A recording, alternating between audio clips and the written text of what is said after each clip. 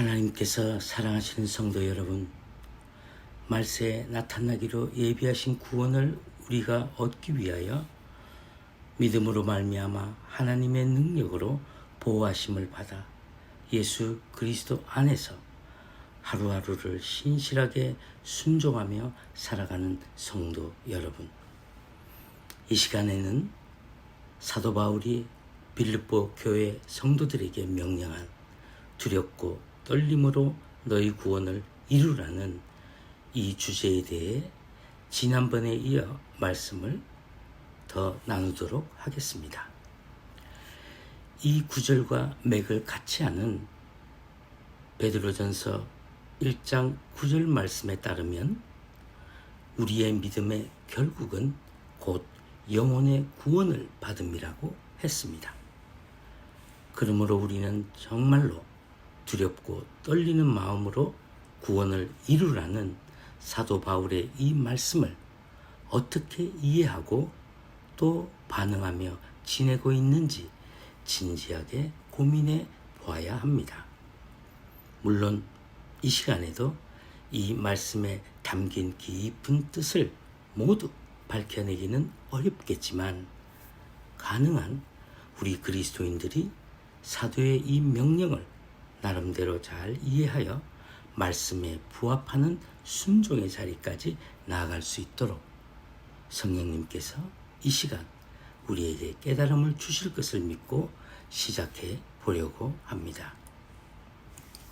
예수 그리스도로 말미암아 기독교가 시작되었을 때부터 수십 세기를 지나 오늘날 우리에게 이르기까지 진실하고 충성된 성도들이 자신의 믿음을 지키기 위해 많은 핍박과 박해를 받아왔습니다.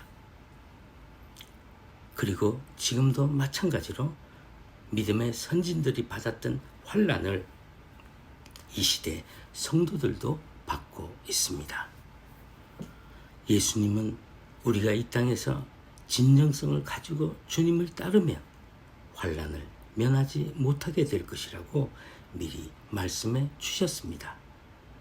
달리 말하면 하나님의 진리와 의를 따르는 우리 그리스도인들은 흑암의 권세가 득세하고 있는 이 세상에서 불의의 희생자가 될 것이라고 말씀하신 것입니다.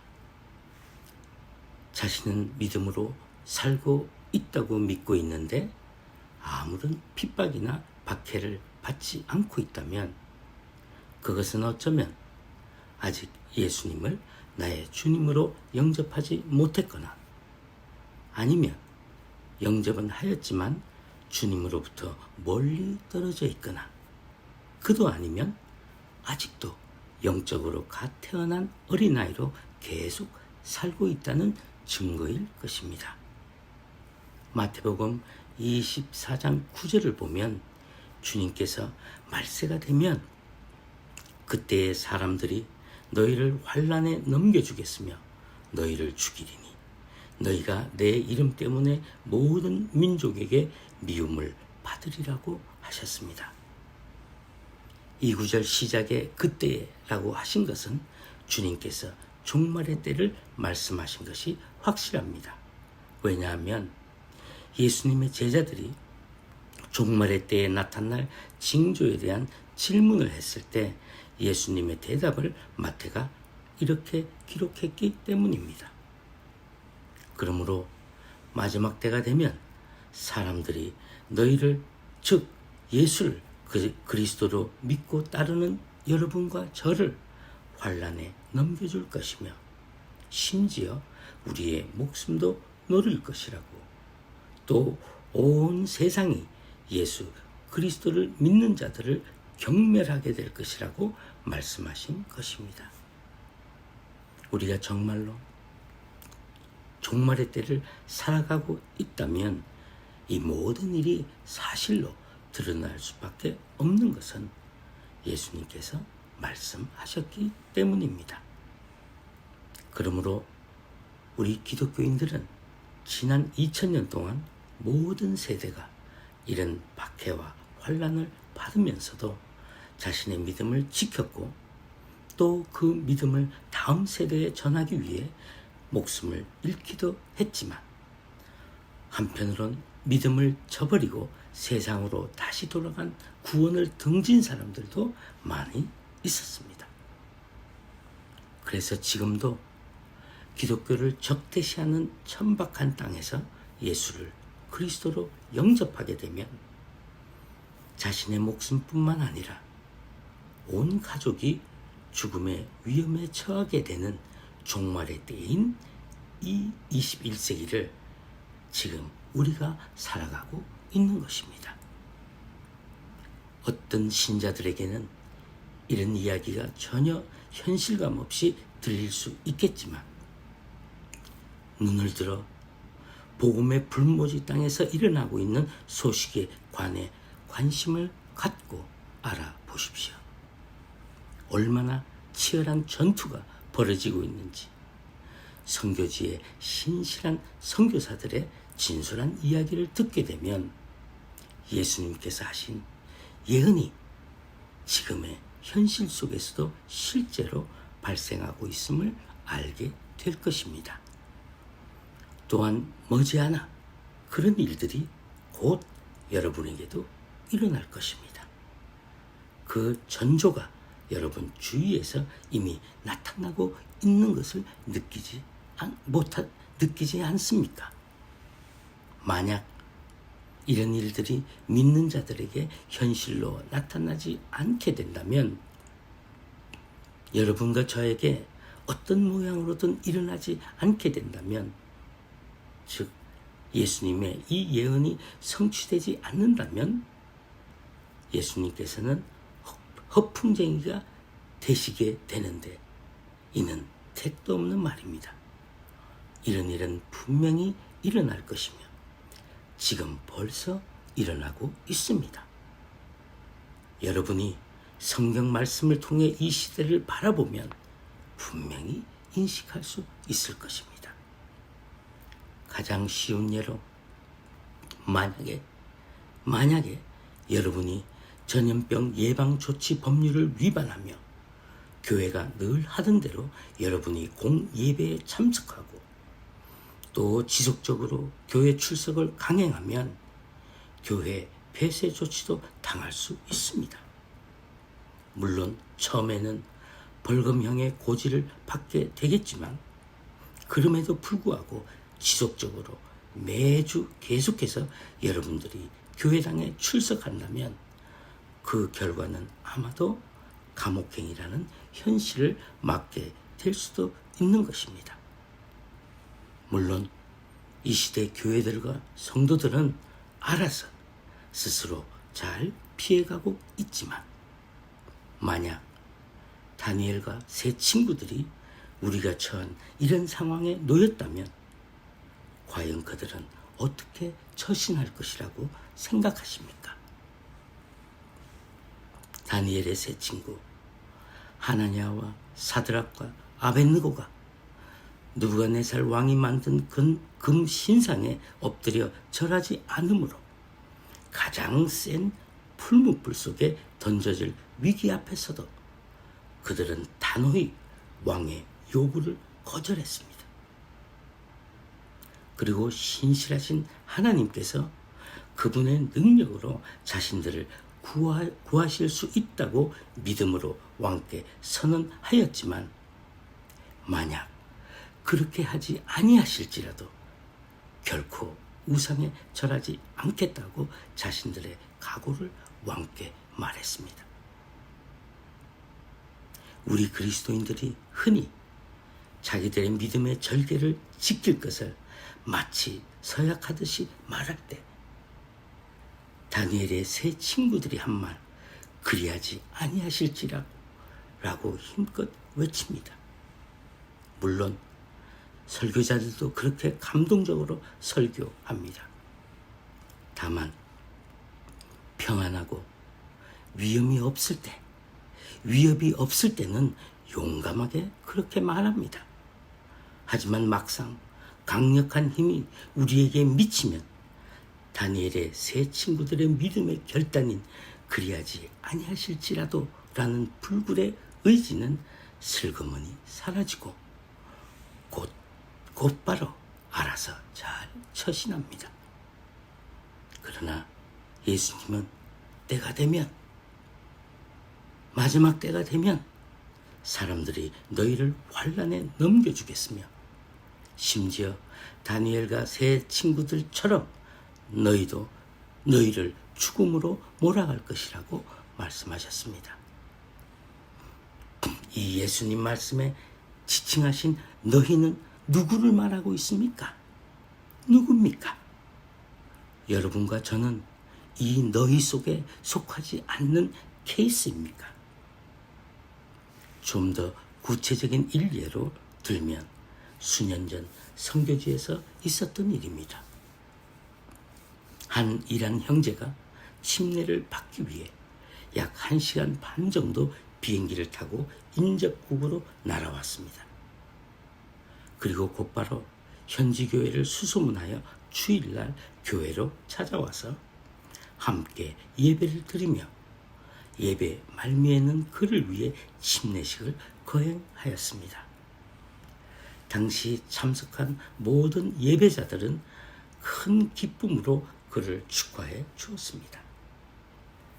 예배를 마치고 친교 시간에 그와 대화하면서 알게 된 자세한 그의 상황은 서방 세계로 나가 살던 그의 누이로부터 어렵게 연락을 취하면서 전도를 받게 되었고 또 이제 믿게 되어 자기 믿음의 확정을 위해 침례를 받으러 이곳에 왔다고 말했습니다.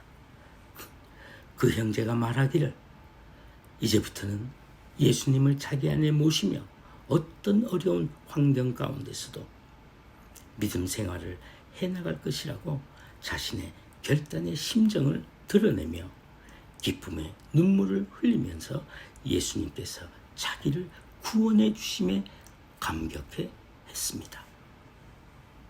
그리고 다음날 돌아가면 이제부터는 자신의 안전이 어떻게 될지 모른다며 다만 주님만을 믿을 수밖에 없다고 고백하는 그에게 참으로 간절한 마음으로 이렇게 기도해 주었습니다. 아버지, 이제부터는 하나님 아버지께서 이 형제를 눈동자처럼 지켜주실 것과 예수님께서 이 청년을 위해 세상 끝날까지 함께해 주실 것, 그리고 이제부터 성령님께서 그를 진리 가운데로 인도해 주실 것을 간절히 기도해 주었습니다. 이렇듯 주 예수를 올바르게 신실하게 잘 믿고자 하면 우리는 곧바로 영적 전쟁에 돌입하게 되며 계속해서 믿음을 굳게 지켜나가게 되면 그 전투는 더 치열하게 일어나게 됩니다. 여러분은 주님의 이름 때문에 미움을 받습니까? 아니면 그런 상황에서 물러서거나 아니면 아예 달아납니까? 자기의 잘못이나 실수로 인해 받는 미움 말고 오로지 예수님 때문에 공경에 처할 때가 있습니까? 왜 예수만 고집하며 광신자처럼 유별나게 믿는다고 누군가가 뒤에서 수근수근하며 손가락질을 당하십니까? 아니면 차지도 않고 덥지도 않게 적당히 잘 버티고 있으십니까? 사실 우리가 주님을 신실하게 쫓게 되면 주님께서 말씀하신 그런 일은 당연히 일어나게 됩니다. 가정에서도 일터에서도 또 학교에서도 심지어 교회 안에서도 일어날 수 있습니다. 왜냐하면 세상은 하나님과 예수 그리스도를 그 마음에 두기에 싫어하며 미워하기 때문에 그렇습니다. 그래도 우리가 묵묵히 주님을 쫓아가면 우리는 주님의 모든 영광과 치욕의 참가자가 되었다는 뜻입니다. 그러므로 그리스도의 높아짐뿐만 아니라 그리스도의 낮아짐에도 참여하도록 영광의 부름을 받은 것입니다. 하지만 사실 우리 역시 종종 풀이 죽고 실망하고 또 낙심에 잠길 때가 있습니다.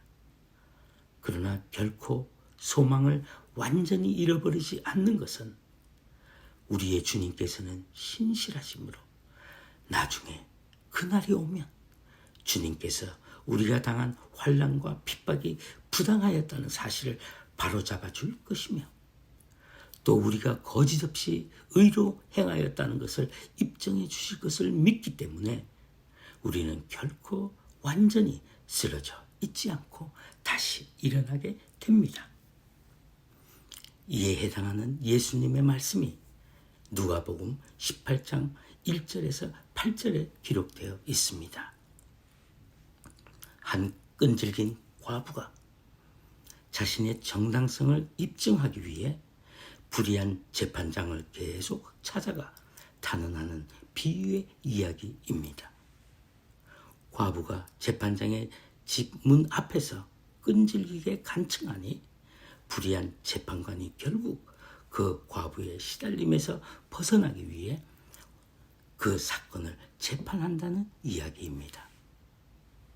예수님의 이 비유의 요점은 18장 7절 끝에 이렇게 나옵니다.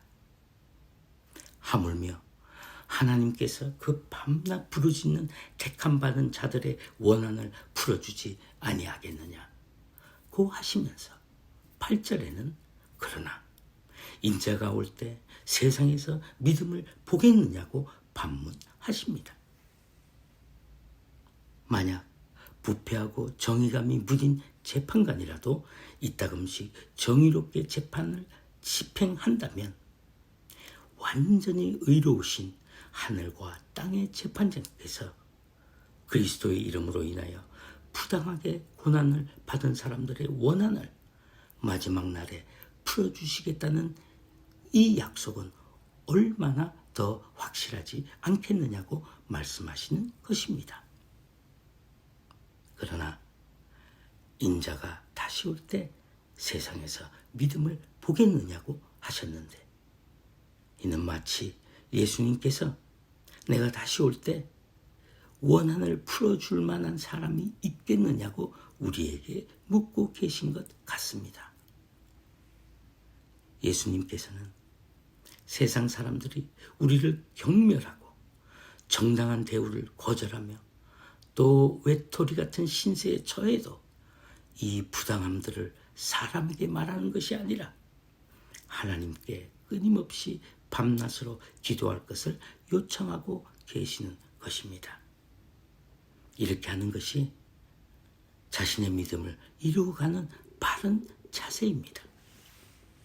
역대하 24장 22절 말씀에 기록된 것을 보면 요아스 왕이 이와 같이 스가랴의 아버지 여호야다가 베푼 은혜를 기억하지 아니하고 그의 아들을 죽이니 그가 죽을 때 이르되 여호와는 감찰하시고 신원하여 주옵소서라고 했으며 또 계시록 6장 9절 후반부터 10절에 죽임을 당한 영혼들이 제단 아래에 있어 큰 소리로 불러 가로되 거룩하고 참되신 대주제여 땅에 거하는 자들을 심판하여 우리 피를 신원하여 주지 아니하시기를 어느 때까지 하시려니까 하려 하시나이까. 이렇게 자신들의 억울함을 신원해 달라고 실제로 그 당사자들은 하나님께 호소했습니다. 그러므로 예수님은 우리에게 때가 되면 반드시 모든 것이 밝히 드러날 것이니 믿고 기도해야 한다고 말씀하고 계신 것입니다. 사도 바울 역시 로마서 12장 9절에 이 같은 주님의 가르침을 되풀이하며 우리에게 말합니다. 원수 갚는 것이 내게 있으니 내가 갚아주리라 주께서 말씀하시니라. 물론 우리의 하나님은 빚을 갚아주실 때도 공정하게 갚아주실 것입니다. 우리에게 해를 끼친 사람에게 우리가 당한 고통보다 더 많이 해를 가하시지 않고 의롭게 판단하실 것입니다. 우리는 가끔 우리가 당한 수모보다 훨씬 가중한 벌을 은근히 기대하지만 하나님은 공의로 행하실 것입니다. 이는 하나님의 본성이, 하나님의 성품이 그렇게 하실 수밖에 없기 때문입니다. 그러므로 우리는 우리의 억울함을 하나님께서 해결해 주실 것을 믿고 인내로 그때까지 기다리며 항상 복종하여 두렵고 떨림으로 우리의 구원을 이루어야 합니다. 마지막 심판 때에 하나님께서 신원해 주실 것이라는 그 약속을 믿고 그 말씀으로 위로를 받으며 우리에게 주신 구원을 이 땅에서 차근차근 이루어 나가야 하는 것입니다. 이 내용을 좀 더 확실하게 이해할 수 있도록 이에 걸맞는 한 실제 스토리를 소개하겠습니다. 한 신실하신 목사님이 자신의 교인들로부터 인신공격성의 거짓 소문으로 공경에 처하게 되었습니다. 교회 장로들이 목사님께 그 문제에 대해서 해명하고 목사님 자신을 변호할 것을 간청했습니다. 그러나 그 목사님은 그 거짓된 비난에 대해서 공개적으로 답변하기를 원치 않으셨습니다. 장로들이 물었습니다. 목사님의 무죄가 입증되는 것을 원하지 않으십니까? 목사님이 말씀하셨습니다. 무죄가 입증되기를 원한다고. 그러나 목사님은 자기가 자신을 변호하는 것이 변명으로 인식될 수 있으니 차라리 자신은 입을 다물 것이며 덧붙여 이런 일에는 분명 하나님께서 자신을 변호하시기 위하여 하늘과 땅을 움직이실 것이라고 믿는다고 말했습니다. 그 목사님은 자기 힘으로 성취할 수 있는 변호 대신에 하나님의 변호를 받기를 원한다고 자신의 뜻을 밝혔습니다. 그 결과로 그분은 자신의 교회 강단에서 쫓겨나고 말았습니다. 그리고 그 목사님은 가난하고 소외된 사람들의 선교사가 되었습니다. 그리고 시간이 흘러 10년 후쯤 목사님을 비난하며 거짓말을 퍼뜨린 것에 대한 심각한 죄책감을 느끼고 공개적으로 자신들의 악행을 자백하는 일이 일어났습니다. 목사님의 무죄는 완전히 입증되었지만 그렇게 되기까지는 그 모든 중상모략을 당해야 했습니다. 목사님께서는 그 교회를 떠나시기 전에 마지막 설교를 하셨는데 그 내용에는 조금도 쓴 응어리가 없이 오직 자신의 회중에 대한 걱정과 하나님의 보살핌을 기원하는 것이었습니다. 이분이 바로 그 유명한 조나단 에드워드 목사님이셨습니다. 19세기 신앙 부흥을 위해 대각성 운동을 일으키신 신학자요 철학자이신 조나단 목사님은 1703년에 태어나셔서 1758년에 주님의 품에 안기셨는데 그는 그 짧은 일생 동안 주님께 충성을 다하신 우리의 믿음의 영웅 중에 한 분이십니다. 목사님께서는 마지막 설교 때 이날이 자신과 회중이 목회자와 교인으로 만나는 마지막 날이 아니라고 말했다는 것입니다.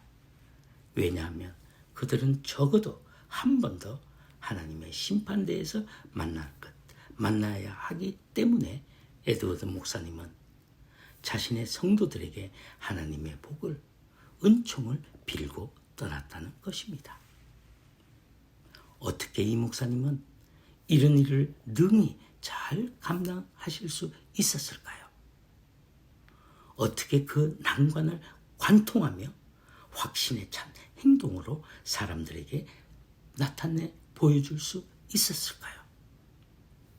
오늘 주제인 두렵고 떨림으로 너희 구원을 이루라는 본문을 통해 조나단 목사님의 깊은 신앙심의 근원을 미루어 짐작해 볼 수 있습니다. 빌립보서 2장 5절에서 11절 그리고 12절을 보겠습니다. 잘 들어보십시오. 5절 너희 안에 이 마음을 품으라. 이는 곧 예수 그리스도의 마음이니. 6절 그는 근본 하나님의 본체시나 하나님과 동등됨을 취할 것으로 여기지 아니하시고. 7절 오히려 자기를 비워 종의 형체를 가지사 사람들과 같이 되셨고. 8절 사람의 모양으로 나타나사 자기를 낮추시고 죽기까지 복종하셨으니 곧 십자가에 죽으심이라. 9절 이름으로 하나님이 그를 지극히 높여 모든 이름 위에 뛰어난 이름을 주사. 10절 하늘에 있는 자들과 땅에 있는 자들과 땅 아래에 있는 자들로 모든 무릎을 예수의 이름에 꿇게 하시고. 11절 모든 입으로 예수 그리스도를 주라 시인하며 하나님 아버지께 영광을 돌리게 하셨느니라. 이 본문에는 죄인을 위한 예수님의 구원 사역을 이루시기 위해 결단하시는, 즉 하늘 보좌를 떠나 땅으로 내려오시는 그 결단과 또 하나님의 구원 계획을 따라 온전한 순종의 본이 되시고 또 자신을 화목제물로 드려 십자가에 죽으심으로 땅에서 자기 일을 마치셨다는 사도 바울의 단순 명료한 증언이 5절에서부터 9절에 나타나 있습니다. 그리고 10절과 11절은 예수님의 모든 사역의 결과로 하나님 아버지로 말미암아 영광의 주가 되신 예수님, 즉 만유의 주가 되신 영화로운 통치자 되심을 사도 바울은 영감으로 가득 찬 증언을 통해 우리로 하여금 깨달아 알 수 있게 해주고 있습니다. 그리고 바로 다음 12절에 그러므로 두렵고 떨림으로 너희 구원을 이루라고 빌립보 성도들과 세상에 살다간 모든 믿는 자들과 또한 이 시대를 살아가고 있는 우리에게도 사도는 명령하고 있는 것입니다. 사도 바울은 한때 예수 믿는 그리스도인들과 교회를 박해하고 그들을 결박해서 옥에 가두며 심지어 사지로 내몰기도 했던 자신은 죄인 중에 괴수라고 고백했습니다.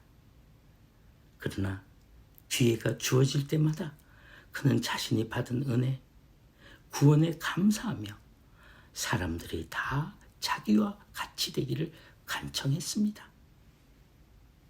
그러므로 사도 바울은 매사에 구원의 기쁨을 누림과 동시에 또 예수님께서 자신을 위해 치르신 구원의 대가, 즉 자기를 낮추시고 십자가에 죽기까지 복종하신 주님을 확실히 인식하고 있었기 때문에 그가 받은 구원이 얼마나 귀한 것인지 잘 알고 있었습니다. 그래서 사도는 모든 일에 원망과 시비가 없도록 하며 특히 어그러진 거슬린 이 세대 가운데서 항상 예수 그리스도의 마음을 가졌고 또 하나님의 자리에서 자기를 비우신 주님의 한량없는 낮아지심의 마음을 알고 있었기 때문에 너희도 즉 여러분과 저도 이런 마음을 품으라고 관건하고 있는 것입니다. 이런 예수님의 마음을 품은 자들은 주님께서 먼저 본이 되셔서 보여준 이 길을 그리스도 안에서 믿음으로 큰 갈등 없이 묵묵히 걸어가게 될 수 있는 것입니다. 조나단 에드워드 목사님처럼 말입니다. 우리는 우리에게 주어진 구원의 값을 우리가 스스로 치르기 위해서 선한 일을 하는 것이 아니라 장차 우리의 믿음으로 일어날 우리 눈앞에서 펼쳐질 구원을 바라보며 선한 일을 계속해서 해 나가는 것입니다. 주님의 보혈로 사심받으신 성도 여러분, 우리를 위해 십자가에 달리신 주님의 마음을 헤아려 두렵고 떨림으로 우리의 구원을 이루어 나가야 합니다. 우리는 이 땅에 살면서 잘못 대우받고 억울한 누명을 쓰며 정의가 바로 세워지지 않는다고 느껴질 바로 그때 이 본문에 나타난 예수 그리스도의 마음을 생각할 수 있어야 합니다. 사도 바울은 내게 유익하던 것을 내가 그리스도를 위하여 다 해로운 것으로 여길 뿐만 아니라 주 예수 그리스도를 아는 지식을 가장 고상하게 여긴다고 말했습니다. 우리 역시 십자가의 복음 외에는 세상의 온갖 허망한 지식은 다 배설물로 여기며 여러분과 저는 사도를 본받아야 합니다. 어떻게 해서든지 죽은 자 가운데서 첫 번째 부활로 주님 앞에 서야 합니다. 결론적으로 두렵고 떨림으로 너희 구원을 이루라고 하는 사도 바울의 뜻하는 바는 그의 간증에도 잘 드러나 있습니다. 사도의 간증을 들어보십시오. 내가 이미 얻었다 함도 아니요 온전히 이루었다 함도 아니라 오직 내가 그리스도 예수께 잡힌 바 된 그것을 잡으려고 달려가노라. 사도는 자신도 두렵고 떨리는 마음으로 구원을 이루어 나가기 위함을 이렇게 간증하고 있는 것입니다. 이뿐만 아니라 사도 바울은 구원을 뛰어넘어 표대를 향하여 천국을 향하여 그리스도 예수 안에서 하나님이 위에서 부르신 부름의 상을 위하여 달려가노라고 했습니다. 하나님께서 사랑하시는 성도 여러분, 여러분과 저도 오직 이 한 목표를 향해 달려가야 합니다. 그러므로 나의 사랑하는 자들아, 너희가 나 있을 때뿐만 아니라 더욱 지금 나 없을 때에도 항상 복종하여 두렵고 떨림으로 너희 구원을 이루라. 바울은 빌립보에 뿐만 아니라 지금 우리 곁에도 없습니다. 그러나 그의 권면은, 이 명령은, 이것을 듣는 모든 청중은 절대로 이 말씀을 소홀히 여길 수 없습니다. 사도는 지금 그리스도의 심장으로 우리에게 말하고 있기 때문입니다. 그러므로 우리는 이 혼탁한 세상에서 지극히 선한 것을 분별하며 또 모든 일에 진실하며 허물 없이 그리스도의 날까지 자신을 잘 지켜내면서 생사를 떠나서 우리 몸에서, 내 몸에서 그리스도가 존귀하게 드러나며 우리 주 예수 그리스도로 말미암아 의의 열매가 우리 삶 속에 가득하여 하나님의 영광과 찬송이 되기를 힘쓰는 참으로 복된 우리 모두가 되었으면 좋겠습니다. 우리 속에서 착한 일, 선한 일을 시작하시는 분은 하나님이시라고 하셨으니 착한 일, 선한 일로 하나님께 영광을 올려 드리십시다. 우리 모두가 반드시 그렇게 되기를 간절한 마음으로 기원합니다. 다음 시간에 또 뵙겠습니다.